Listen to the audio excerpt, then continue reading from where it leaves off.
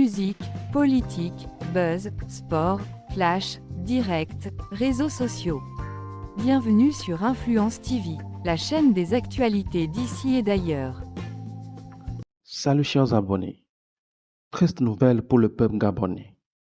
Le jeune attaquant gabonais de 28 ans, évoluant dans l'équipe chinoise Zhejiang FC, Aaron Boukwenza, est décédé. Suite à une chute accidentelle au 11e étage d'un hôtel. Selon l'enquête de la police chinoise basée sur des caméras de surveillance et des témoignages de certains voisins.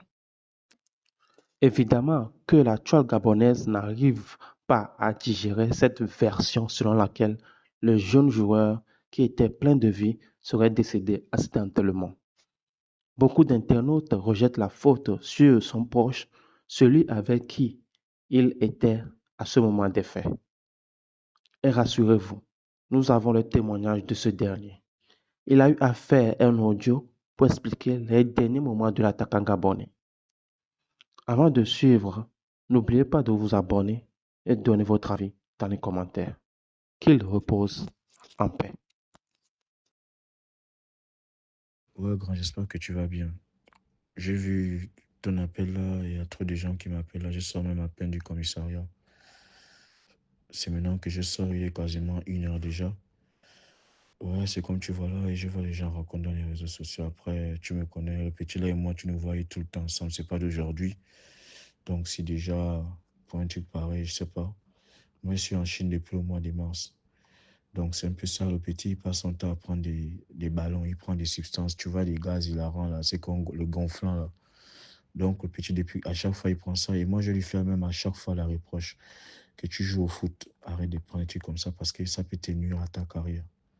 Mais dans les 2 jours, le petit est devenu addict à ça. Et moi, j'ai décidé de mettre fin à ça parce que je lui ai dit, on ne peut pas être dans la même maison et tu ne vas pas écouter ce que je te dis, sachant que je suis ton grand, même si que tu as l'argent, ok. Mais il faut apprendre à écouter ce que je te dis. Le petit est devenu addict à ça. Il a raté quasiment 2 jours d'entraînement. Il a raté 2 jours d'entraînement. Quand il va à l'entraînement le 3e jour, il tombe sur les pommes. On l'amène à l'hôpital. Quand on l'amène à l'hôpital, il est méconnaissable.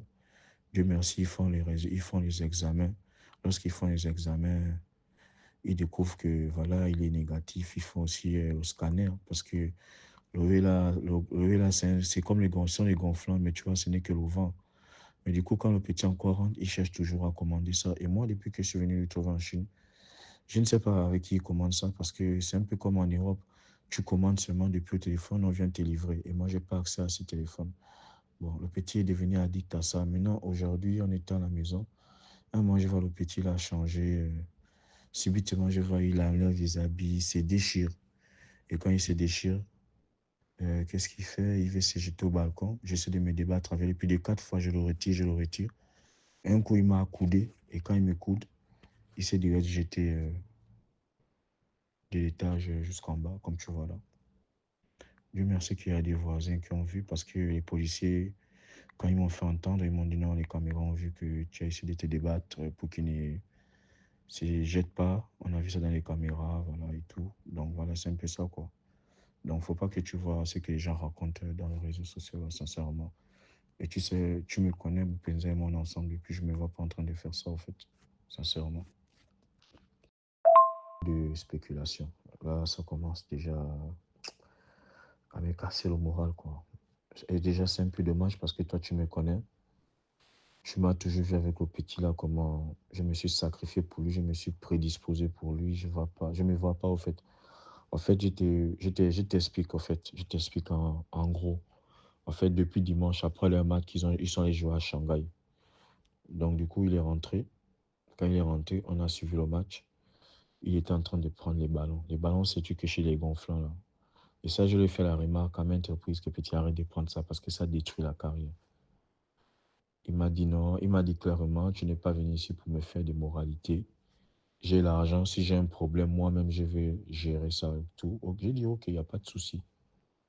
Et donc après, là, on est à dimanche. Maintenant, autour de minuit, 1 heure, 2 heures, là, nous sommes déjà à lundi. Le petit n'arrive pas à dormir. Donc le matin, il se réveille. Là, on est à lundi, il se réveille le matin. Il se réveille autour de 11h, 13h. Il se lave. Il me dit il va acheter à manger. Je dis, mais toi, tu vas payer à manger, mais à manger ici. Et maintenant, il veut sortir un peu. Donc, quand il sort, et il revient.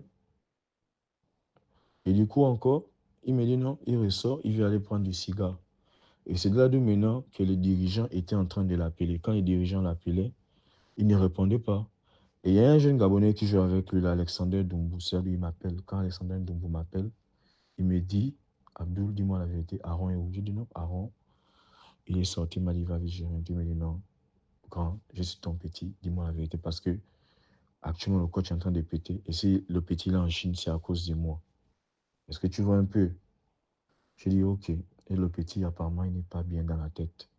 Depuis là, il monte, il descend, il rentre là-bas, il vient ici. Il m'a dit ok. Maintenant, quand Aaron est rentré le soir, il a encore pris les mêmes ballons. Il a encore pris les ballons là.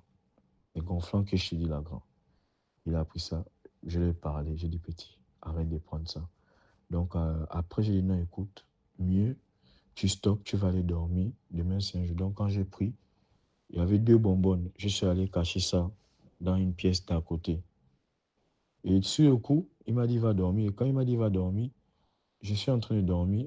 Parce que moi, chaque nuit, je me réveille pour voir s'il se porte bien, tu vois. Je me réveille chaque 1 heure ou 2 heures, je regarde, il est bien, je repars dormir. Mais quand à un moment je sors, je vois il n'est pas dans la chambre. Il n'est pas dans la chambre. Il n'est pas au salon.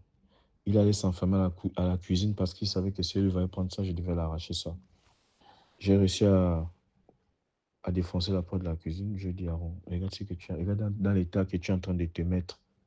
Regarde un peu dans l'état que tu te mets. Tu joues au foot et déjà, le club là, il y a des clauses qui t'ont imposées, donc tu dois les respecter. Il m'a dit non, c'est bon, je ne prends plus. Il s'est levé. Il avait même déféqué, hein. Il a déféqué même. Je dis bon, c'est mon petit, je l'ai amené dans la douche. J'ai essayé de le nettoyer. Il s'est lavé. Il allait dormir. Maintenant, le lendemain, quand il va au training, ça c'est maintenant le mardi. Là, c'est le mardi. Il va au training. Quand il arrive au training, je l'accompagne avec le chauffeur. Il va voir les docteurs lui font les massages. Et subitement, quand il s'élève, lorsqu'il s'élève, il tombe sur les pommes. Et quand il tombe sur les pommes, automatiquement, on l'amène dans un bus pour le CHU. Il y a des CHU ici. Quand ils sont là-bas, le petit était inconscient. Il dormait. On a fait le scanner. On a fait l'examen du sang. Et heureusement que l'examen est sorti négatif. Donc du coup, il est arrivé à la maison, il dormait. On entrait quasiment à 19h, 20h. On entrait à la maison. Ça, c'était après l'hôpital. Et après, lorsque, lorsqu'on arrive, lorsqu'on arrive maintenant, lorsqu'on arrive maintenant à la maison, je vois le petit, il est allongé au salon, il dort. J'ai dit au petit que bon, moi je vais d'abord m'allonger, repose-toi. Il a dormi, je me suis réveillé, je suis allé, je lui ai donné le thé et je lui ai fait à manger. Et lorsque je lui ai fait à manger, il a mangé, il s'est réendormi.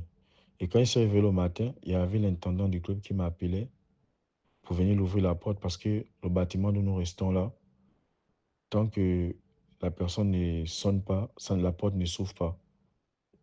Genre les 2 battants. L'intendant est monté, il a vu Aaron, il a dit, j'ai dit à l'intendant, il faut un petit lâcher un psychologue parce qu'il n'est pas trop bien dans sa tête. Et du coup, son agent, l'agent de Boupenza appelle en même temps. Quand l'agent appelle, en même temps, l'intendant est là. Ça dit l'intendant dit que non, moi j'ai un psychologue, mais il parle chinois. Aaron ne va pas s'en sortir. Il dit non, c'est bon, j'ai un agent français, on va voir et tout. Là, il était quasiment 4 heures parce qu'il y avait le décalage. Donc, au petit, on est resté à la maison durant cette journée. L'intendant est parti. Je vois le petit faire les va-et-vient, mais il m'appelle Abdul, je veux de l'eau. Je l'amène de l'eau. Abdul, fais-moi aller. Un moment, il me rappelle encore, Abdul, ton parfum où? Je dis, c'est là, il se pompe. C'est après que je dis, non, le petit, là, il n'est pas dans lui. Et à un moment, je vois, il s'élève, il va dans ma chambre. Il va dans ma chambre. Il ferme la porte. Donc, du coup, qu'est-ce qui se passe? J'ai réussi à casser la porte.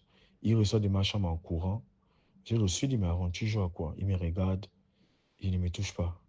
Il ne me touche pas. J'ai dit, non, petit, comme toi. Donc, j'essaie de le retenir. Il essaie de se débattre avec moi. Il ouvre le battant de son balcon. J'ai dit, tu veux faire quoi? Il me dit, non, laisse-moi. Un moment, il veut sauter au balcon pour sauter en bas. Je le tire. Une fois, deux fois, troisième fois, il m'a coudé sérieusement. Et il y avait des voisins en bas qui regardaient. Et subitement, il s'est jeté. Comme tu as vu là, il s'est jeté. Et moi, je suis descendu dard. J'ai même pas eu le temps de prendre l'ascenseur. J'ai pris l'escalier. Quand j'arrive, je vois s'ils étaient encore ouverts. Et l'ambulance est arrivée peut-être 10, 15 minutes après. Ils l'ont amené et la police maintenant est venue. La police m'a amené en haut. Ils ont essayé de faire des prélèvements. Ils ont vu les habits, ils ont vu la scène et tout. Et ensuite, ils m'ont amené au commissariat pour que je puisse faire différentes décisions, dépositions. Et on m'a interrogé. Interrogation sur interrogation.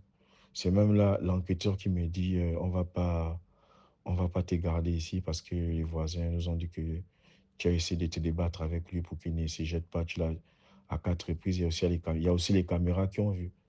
J'ai dit, ah là, c'est tant mieux alors. C'est comme tu vois là, grand.